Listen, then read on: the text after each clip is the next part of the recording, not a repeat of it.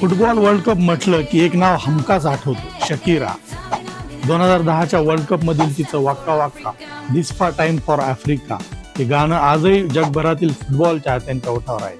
या गाण्याने कोट्यावधी लोकांना वेड लावलं आणि ते वर्ल्ड कपच्या इतिहासातील सर्वाधिक लोकप्रिय गाण्यापैकी एक ठरलं. आता पुन्हा एकदा शकीराने वर्ल्ड कपच्या मंचावर दमदार पुनरागमन केलं आहे. मेक्सिको सिटीतील भव्य उद्घाटन सोहळ्यात तिने नायजेरियन स्टार बर्ना बॉय सोबत दाय दाय हे गाणं सादर केलं. तिच्या एंट्रीने संपूर्ण स्टेडियम टाळ्या जल्लोषाने दुमदुमून गेलं. विशेष म्हणजे 4 वेगवेगळ्या फुटबॉल वर्ल्ड कप स्पर्धांमध्ये सादरीकरण करणारी शकीरा ही पहिली कलाकार ठरली आहे. त्यामुळे फुटबॉल आणि शकीरा यांचं नातं आता अधिकच खास बनलं आहे.